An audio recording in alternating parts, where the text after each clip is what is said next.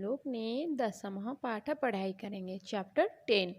तो चैप्टर 9 हम लोग का कंप्लीट हो गया था हाफ ईयरली एग्जाम से पहले। और आज हम लोग ने चैप्टर 10 पढ़ेंगे। तो चैप्टर 10 में टॉपिक क्या है? कृषि कहा कर्म भी रहा। ये कृषि कहा का अर्थ आप लोग को पता है, जो फार्मर है, जो खेती करते हैं, उनको कहते हैं कृषि कहा। कर्म विरह का अर्थ क्या है?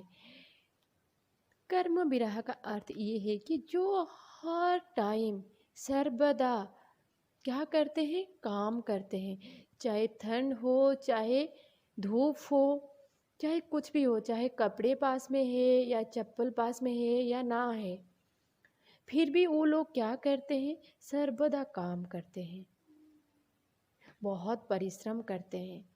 तो उन्हीं लोग को कहते हैं कर्म भी रहा।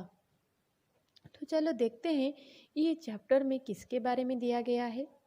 ठीक है, तो देखो, सूर्यस्तपतु मेघा व बरसन्तु विपुलम जलम। सूर्यस्तपतु, सूर्यस्तपतु का अर्थ क्या है? देखो, सूर्य का अर्थ आप लोग को पता है, सूरज।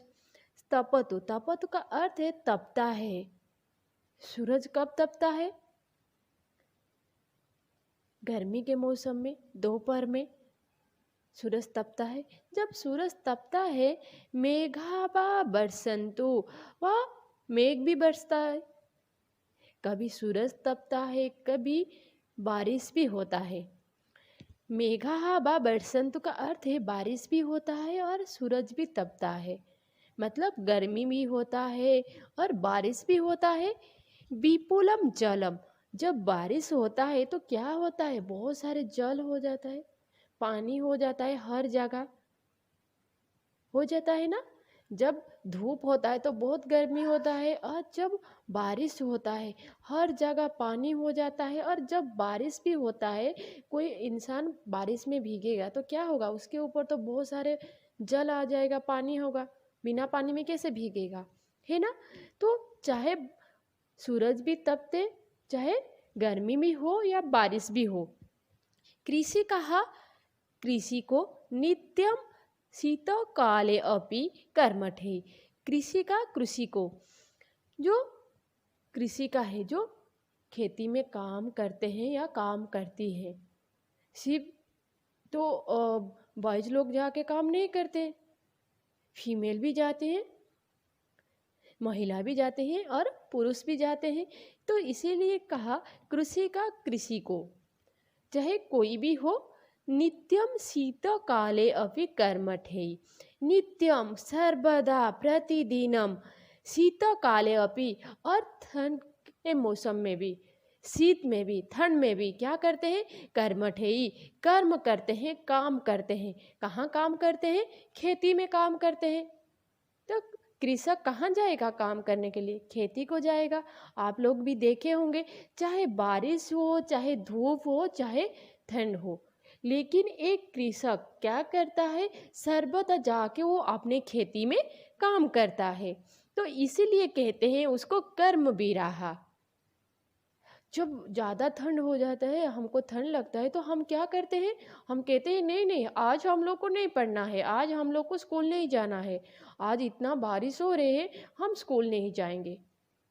लेकिन एक कृषक कभी नहीं कहता है आज बारिश हो रही है, मुझे खेती को नहीं जाना है, आज ठंड हो रही है, मुझे खेती को नहीं जाना है, या आज इतना धूप हो रहे है, मुझे खेती को नहीं जाना है। वो कभी नहीं कहता है, चाहे बारिश हो, चाहे ठंड हो, चाहे गर्मी हो, वो खेती को जाता है और काम करता है। इसीलिए उसको कहते हैं कर्मठ, ही मतलब बहुत काम करता है। और क्या है? निरंतर, जो सर्वदा काम करते हैं उसको कहते हैं कर्मठ है। और वो निरंतर काम करता है, इसीलिए उसको कहते हैं कर्मवीरा। ठीक है, आया समझ अभी 2 लाइन? फिर देखो, ग्रीष्मे शरीरं सस्वेदं शीते कंपमयं सदा हलेन च कुदालेन तो क्षेत्राणि कर्षतः। ग्रीष्मे शरीरं सस्वेदं, ग्रीष्मे, ग्रीष्मे मतलब धूप में, ठीक है। तो ग्रीष्म काल में जब धूप ज़्यादा होता है, गर्मी के मौसम में शरीरं सस्वेदं, जब गर्मी के मौसम में क्या होता है हमारे शरीर सस्वेदं, पसीना पसीना हो जाता है, पसीना युक्त तो हो जाता है हमारे पूरे शरीर। तो वही कहता है कि ग्रीष्म के मौसम में तो क्या है ये, जब गर्मी के मौसम में शरीरं सस्वेदं, हमारे शरीर क्या होता है सस्वेदं मतलब पसीना हो जाता है। और शीते कंपमयं सदा, और ठंड के मौसम में क्या होता है, शीते मतलब ठंडी के मौसम में क्या होता है कंपमयं सदा, ठंड में कंपता है हमारे शरीर। तो गर्मी के मौसम में भी पसीना हो जाता है और ठंड में भी ठंड लगता है, कंपता है हमारे शरीर। हमारे शरीर क्या होता है कांपता है ना हमारे शरीर ठंड में, जब ज़्यादा ठंड हो जाता है, ठंडी ज़्यादा लगता है तो हमको क्या होता है हमारे शरीर कांपता है। तो शीतकाल में और ग्रीष्म काल में चाहे वो ज़्यादा धूप हो और हमारे शरीर पूरा पसीना हो जाए या शीत में कांपे, हले न च कुदाले न, हल के साथ और कुदाल के साथ क्या करता है, तो ये दोनों के साथ क्या करता है, तो खेतराणी कर सतह, वो खेती को क्या करता है कसता है।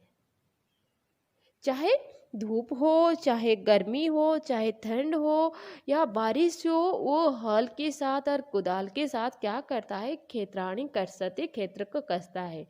ठीक है, फिर देखो पादयोन पदत्राणे शरीरे वसनानिनो, पादयोनो, पादयोनो का अर्थ है दोनों पैर, दोनों पैर में क्या है पदत्राणे, पदत्राणे का अर्थ है चप्पल, उसकी दोनों पैर में चप्पल भी नहीं होता है। कितने कृषक के पास चप्पल है, कितने कृषक चप्पल पहन के खेती को जाते हैं, उनके पास नहीं होता है।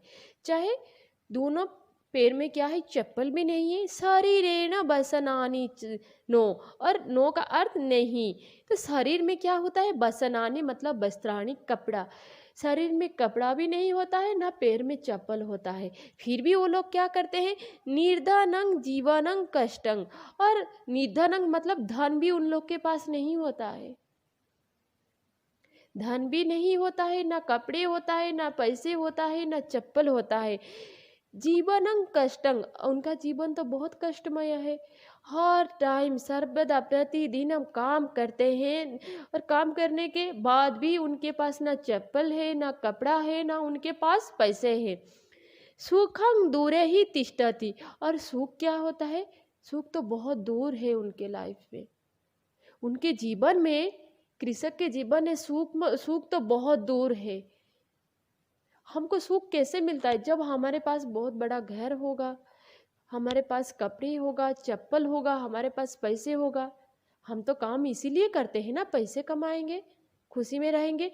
लेकिन एक कृषक क्या करता है ना, इतने काम करने के बाद भी ना उनके पास पैसे होता है, ना कपड़े होता है, ना चप्पल होता है, तो वो क्या करते हैं, उनका जीवन क्या है बहुत कष्ट है।